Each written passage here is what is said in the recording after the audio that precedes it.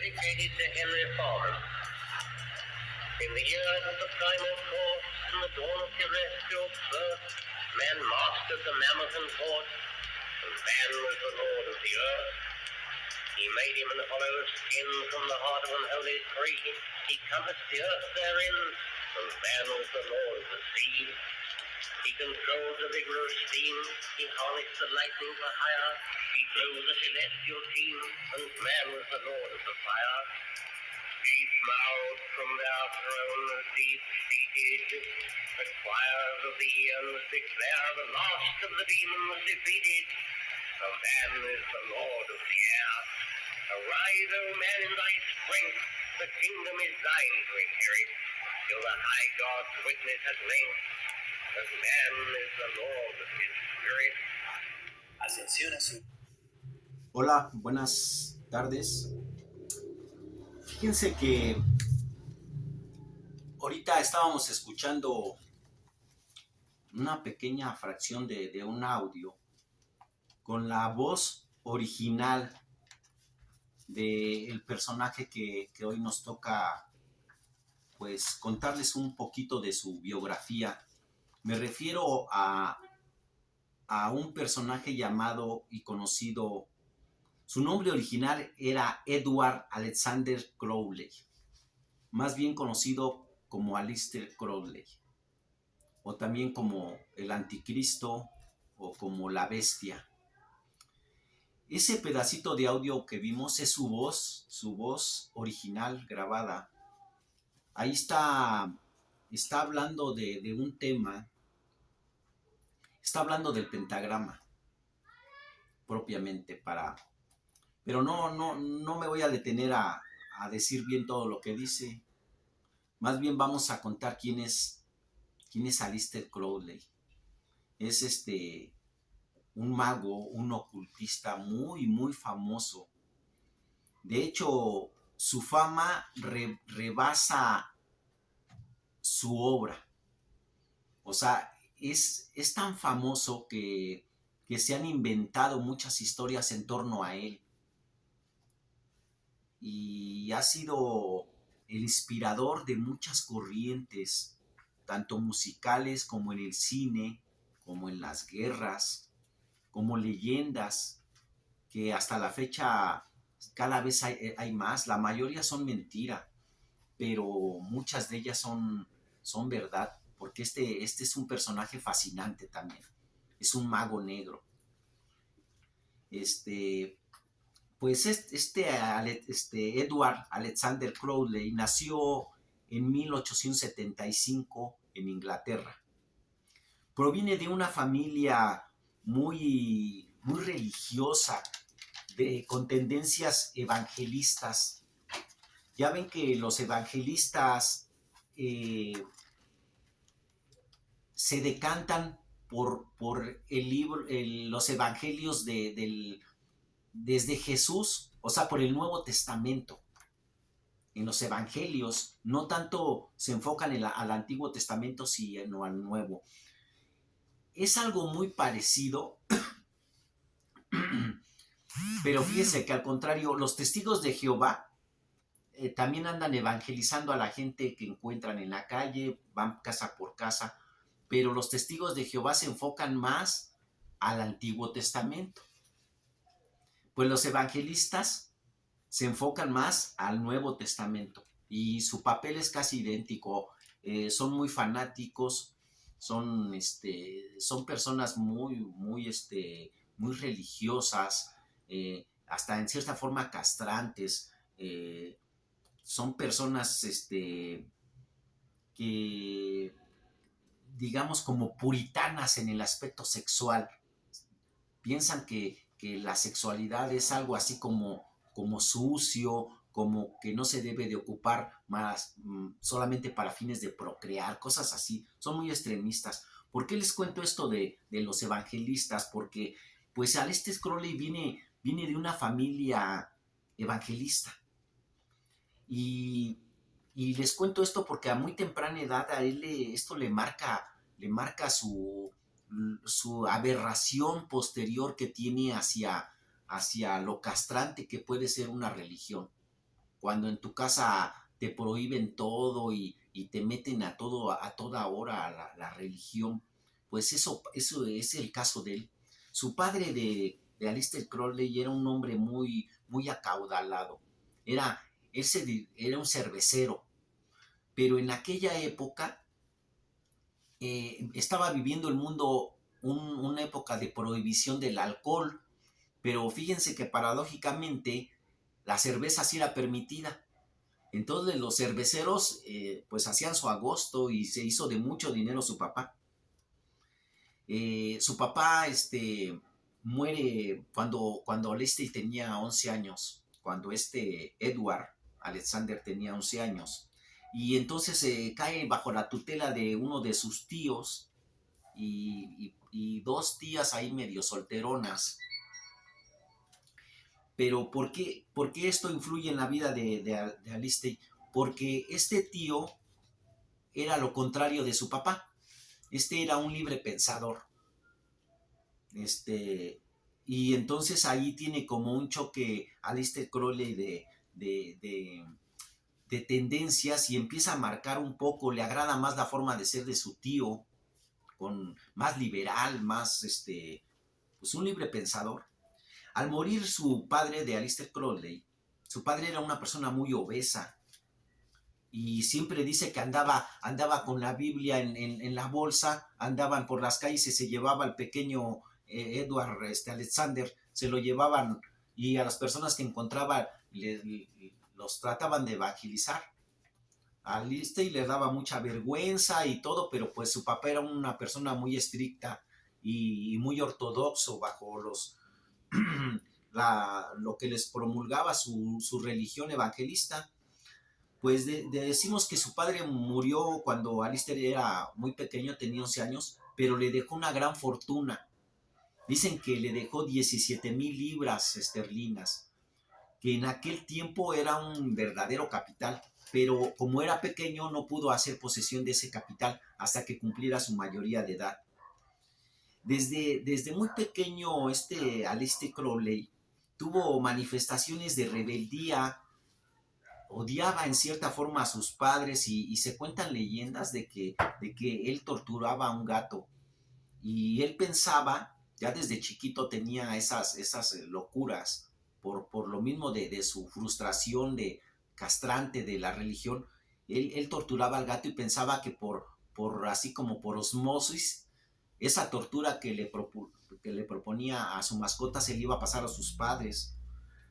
Era tanto su rebeldía y su declarada contradicción a lo religioso cuando se fue con su tío, que su mamá decía que en vez de su hijo ese era el anticristo. De hecho, su mamá fue la que le puso ese mote, ese apodo de la bestia, haciendo alusión a la bestia 666 de la Biblia. Cosa que a Edward Alexander Crowley no le molestaba. De hecho, él ya en una edad más grande, pues él dijo, sí, yo soy la bestia, pues. Él también mentía en unas cosas porque ya cuando cumplió 18 años él ya pudo hacer posesión de esa fortuna. Y como todo baquetón, se dedicó a hacer fiestas bacanales, a despilfarrar el dinero que su padre había hecho. Eso le dio mucha popularidad porque eran sumas enormes las que él dilapidaba prácticamente. Y él inventó que procedía de una familia aristocrática de abolengo, pero pues era mentira. Ya contamos que su papá era un cervecero, muy obeso y pues murió muy joven. Entonces, él decía que él venía de la alta aristocracia, pero todo era mentira. Lo cierto es que al morir su padre, pues le deja bajo la tutela de su tío y su tío influye mucho en su forma de pensar de Aleister Crowley.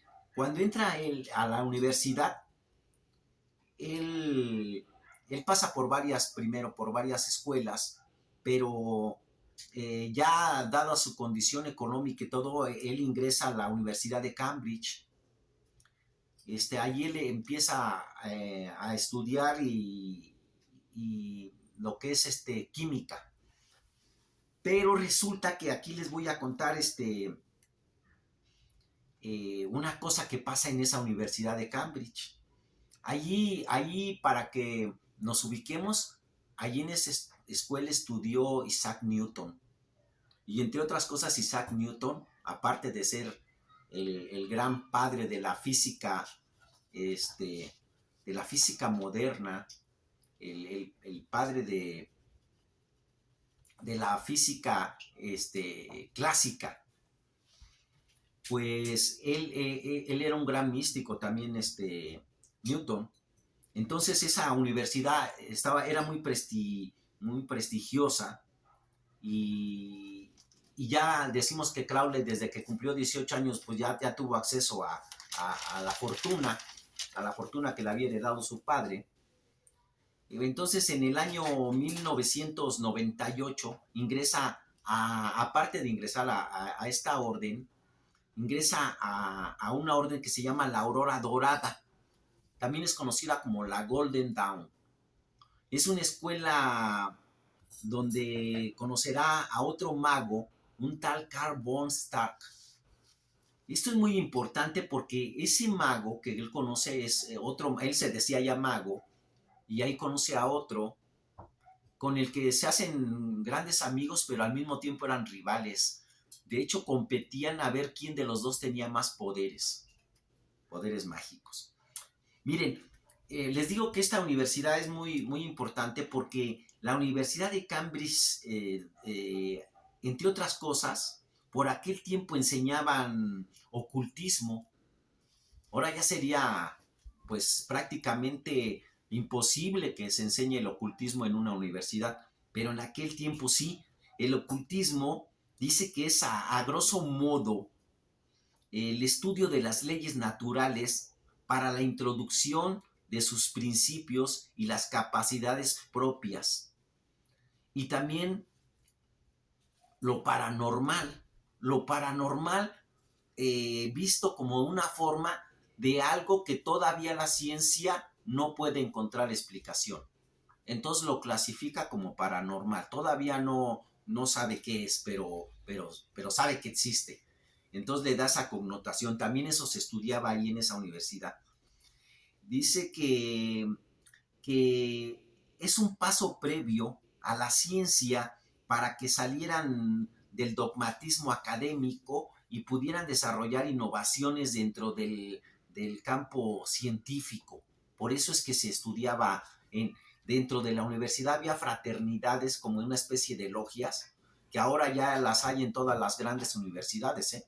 Hay fraternidades donde tú eliges a cuál fraternidad pertenecer. Están en Yale, en Oxford, en la Sorbona, en todas las grandes universidades. Bueno, pues él ya traía esa influencia y ese conocimiento de magia por parte de la Universidad de Cambridge, pero aparte él se ingresa en la Golden Dawn, y esta es una fraternidad de corte masónico, dedicada a la magia, pero a la magia blanca. Alistair tuvo muchos pleitos y escándalos con algunos de sus miembros de la Golden Dawn, porque fíjense que según entre de sus locuras de la bestia, de Alistair Crowley, él decía que la magia blanca no existía y que la magia negra tampoco. Él decía que lo que existía era la magia gris, haciendo como entrever que el gris es como no negro ni no blanco, está como en medio de los dos. Y que la magia verdadera era la gris. O sea, es una magia que ninguna magia puede ser blanca. Porque si no ya no sería magia. Y tampoco puede ser negra. O sea, sería negra para los que tú vas a perjudicar y blanca para ti y viceversa. Algo así tenía sus conceptos muy poco ortodoxos, digamos. Por ejemplo, había un poeta, William Burkle, quien se refería a Aleister Crowley como un loco indescriptible. Este Crowley se retira de la Golden Dawn de una forma muy radical. Y cuando se retira, ya con esa fortuna que poseía, compra al lado del lago Ness. Este lago Ness es muy famoso porque ahí es donde supuestamente se aparece el monstruo del lago Ness. Ese tipo como de animal primitivo, como dinosaurio que vive ahí. La leyenda de ese lago, de ese lago Ness, ¿verdad? Que está en Escocia. Pues él compra una mansión en 1900 y que se llama la Tolkien House. Esa mansión era muy famosa porque supuestamente el antiguo dueño había muerto, se suicidó ahí en esa casa. Y entonces en la región se empezó a hacer una especie de leyenda de que nadie la quería comprar porque decían que estaba embrujada y que ahí pasaban sucesos paranormales. Pues eso le llamó la atención a Aleister Crowley y dijo, yo la compro. Si nadie la quiere, yo sí la compro, y sobre todo que está en el lago Ness, y se hizo de esa casa, eh, importándole, no le importaba de hecho él decía que qué bueno que pasaban cosas paranormales porque él ahí iba a poder contactar con una entidad que él decía que tenía contacto con ella y que en sueños le hablaba. Su objetivo era controlar las fuerzas oscuras, y ahí es donde él se hace de un grimorio, adquiere un libro muy famoso que se llama La magia sagrada de Abramelin, el mago. Él se hace de aquel grimorio muy antiguo y lo empieza a estudiar. Y, y es también por esas fechas que, que él hace un recorrido por Europa, y al regresar a la mansión empieza una serie de desencuentros, de controversias ideológicas con aquel rival mago que había conocido en Cambridge con Bostard, y se vuelven rivales. De hecho, dice Aleister Crowley que ese mago es el único que él le tenía miedo. O sea, él pensaba que aquel mago era más poderoso. Hagan de cuenta que yo pienso que hasta Harry Potter le copió. Ya ven que ahí hay una lucha como de magos, de a ver cuál de los magos tiene más poder. Pues eso le pasó a Aleister Crowley también. Claro que esto que les cuento es antes de lo de Harry Potter, ¿eh? Es muy posible que hayan copiado un poquito. En 1903 se casa con una muchacha que se llama Rose Cady, y tienen dos hijos, pero uno de ellos muere de una forma misteriosa. Hay muchas leyendas, inclusive que fue sacrificado y cosas así. Pues la verdad nunca se sabe, porque en torno a él hay un ambiente mágico o como oscuro. Pues en 1904 se da un viaje a Egipto, y ahí tiene un contacto con un espíritu a través de su esposa, que tenía dotes de medium, y y por medio de aquí es donde aquí es donde él escribe uno de sus libros más importantes, que es el libro de la ley, así se llama. Este es un libro sagrado de culto para los seguidores, muchos de sus seguidores, que hasta la fecha todavía tiene bastantes. Pues por esas fechas nace y se crea la Orden del Telema, que básicamente encierra la filosofía de la voluntad. El telema quiere decir en griego voluntad, es voluntad, se dice telema, y comienza lo que se le llama el eón de Horus, acabando así con la era de Osiris en 1904. O sea, haga de cuenta que él decía que se acababa la época de Osiris y empezaba la nueva era de Horus. Y con esa época de Osiris también acababa la época de Cristo, según él. Aquí en este libro él plantea una serie de leyes o estructuras y concibe al amor como, no como algo espiritual, sino más bien como una fuerza muy poderosa, pero es una fuerza de tipo sexual. Miren, les voy a contar un poquito de cómo conoció a su esposa, esta Rose Kelly, porque ella también fue muy famosa.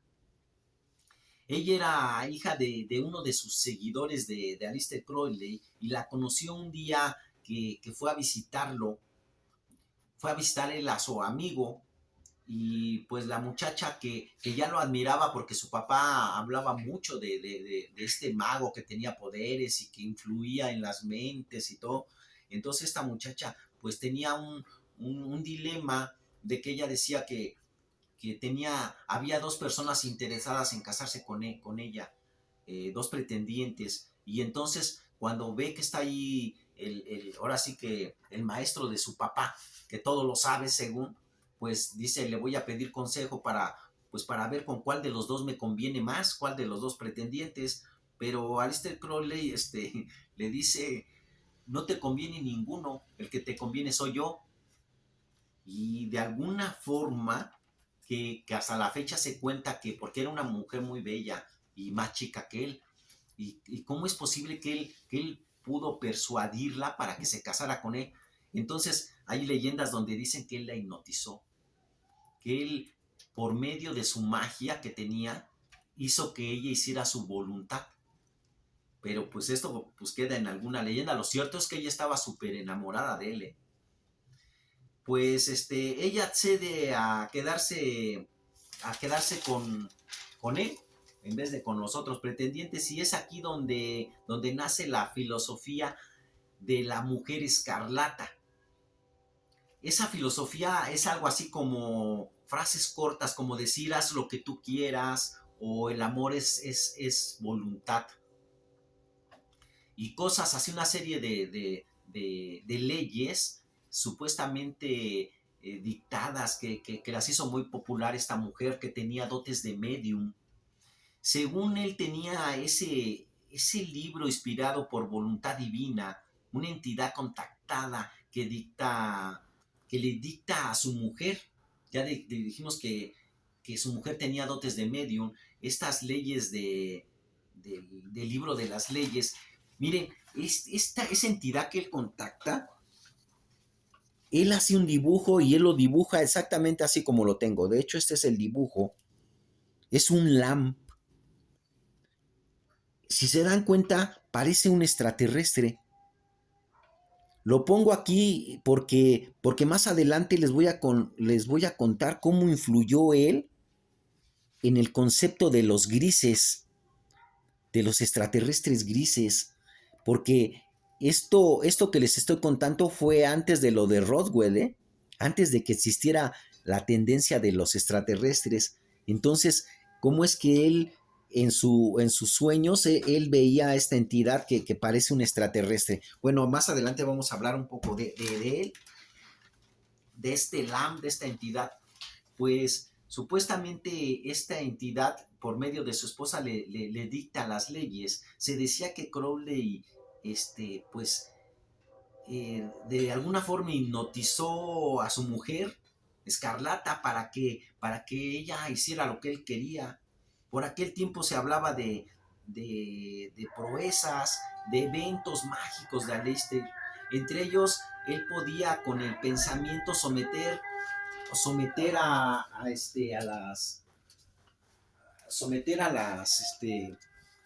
las personas a que hicieran su voluntad, o que se cuenta todo esto, no hay testimonios, no hay videos, pero se cuenta que tenía grandes poderes la bestia, Aleister Crowley, y que él podía hacer que ocurrieran cosas contra la voluntad de las personas. Hay por ahí una leyenda de que él iba con su amigo, con el mago que después tuvo diferencias, y que él, para demostrar su poder, le dijo, mira, aquel persona que va caminando adelante de nosotros, ahorita se va a caer, y que el hombre se cayó. O sea, él hacía cosas así, como que predecía el futuro y eso dejaba impactado a la gente.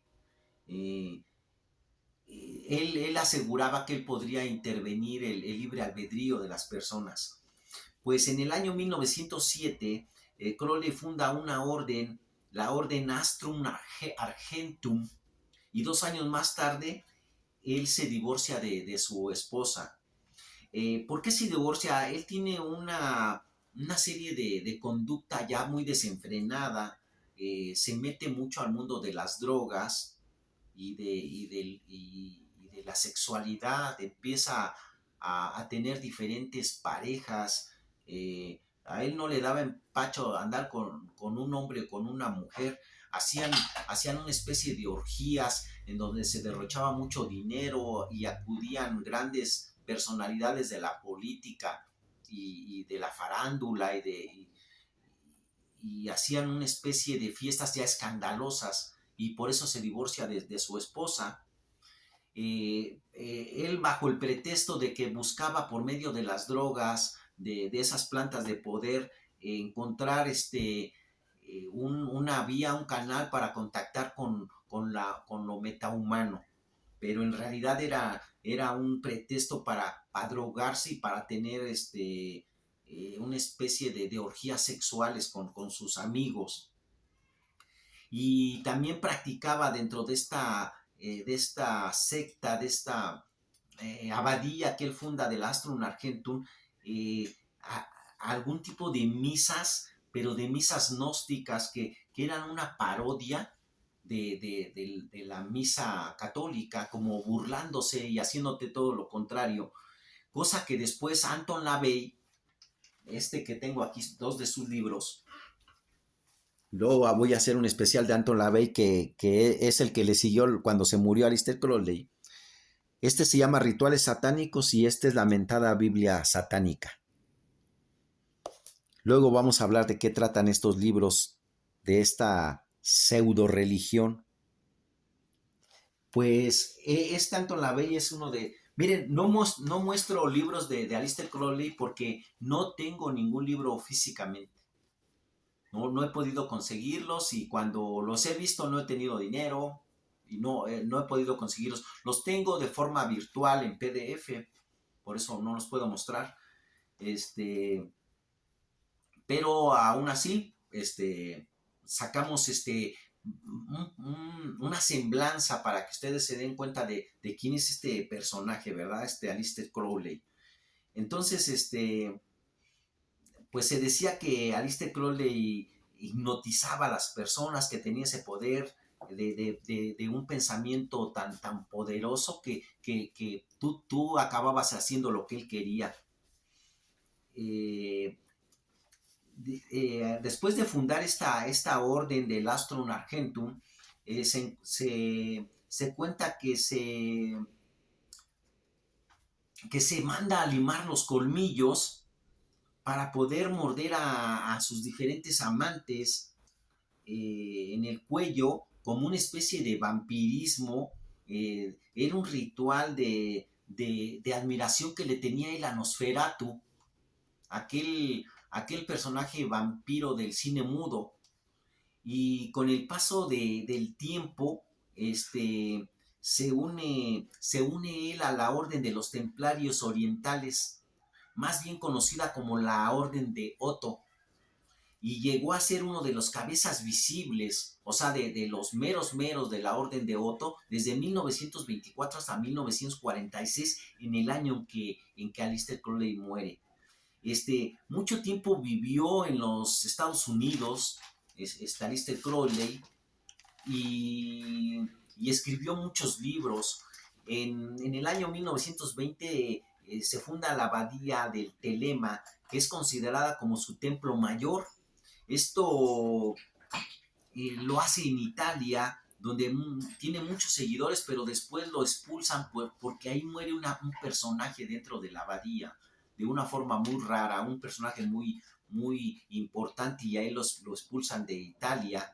Y entonces en ese tiempo él se dedica a escribir toda su vasta obra. Él muere en 1947 a la edad de 72 años.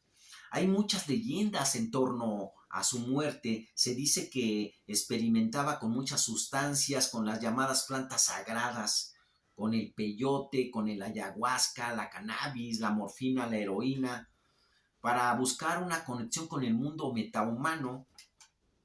Entre sus obras existen mucha poesía erótica, algunos ensayos sobre la heroína y sus efectos, y libros como El continente perdido, El estratagema, El hijo de la luna, también libros de magia, pre y post-helénica llamados La astrología del arte mágica. Hay ediciones de 1988 del libro del telema que se vuelve a imprimir, el libro de las mentiras, el libro de Top, la Goetia, la edición del tarot. Hay una edición de un tarot especial de Aleister Crowley junto con las instrucciones para leerlo, que está disponible en las bibliotecas esotéricas. Hay muchos rituales masónicos, los textos sagrados del telema, y en 1970 se forman muchos grupos de seguidores de su filosofía, sobre todo de satanistas, como dijimos, de Anton LaVey, y grupos de heavy metal, de música de rock, grupos así como Sex Pistols, como de hecho, miren, este Sex Pistol, ese grupo cuando muere Aleister Crowley, él compra la mansión porque decía que ahí había algo, y este grupo que también tenía mucho dinero es el que se quedó con la mansión de Aleister Crowley, la de Lago Ness. Entonces, influye en la época de la guerra, desde la Primera Guerra Mundial hasta la Segunda Guerra Mundial, todo lo que se vivió en esa transición de la Primera a la Segunda Guerra Mundial, y por aquellos diferentes líderes mundiales que utilizaban a los magos famosos para conseguir pues sus fines. Cuenta una anécdota que en la ojiva de la bomba atómica iba esperma de Aleister Crowley, esto bajo la anuencia de Oppenheimer y de otros, según ellos, para fecundar al mundo con la magia del anticristo de Aleister Crowley. Esto pues no deja de ser una anécdota, pero que se sigue diciendo hasta la fecha, y se dice también que influyó en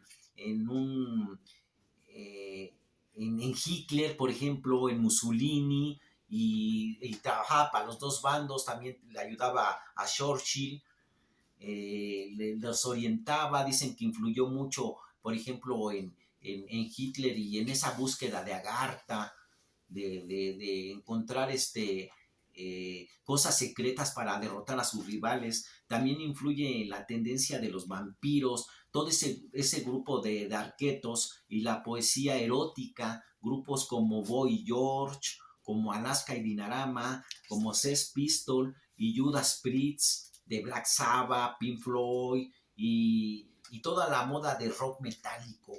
En los extraterrestres se asocia con la entidad metahumana, con este LAN que les enseñé, y con dibujos de apariencia extraterrestre antes de las fechas. Existe también un perfume, una esencia que se asegura que contiene de alguna forma menstruación de esta Madonna y esperma de la bestia. O sea, siguen muchas leyendas, y la formación masónica de Otto, donde Crowley hace las misas gnósticas, que es una parodia católica, y permite la inclusión de mujeres en la masonería. Es uno de los primeros que permite la inclusión de mujeres, claro, para sus fines de orgías, y ocupa la orden para hacer la propaganda del telema. Bueno, podemos contar mucho, pero con esta pequeña semblanza espero que les haya ilustrado un poco de quién es este gran personaje Aleister Crowley. Nos vemos en otra oportunidad.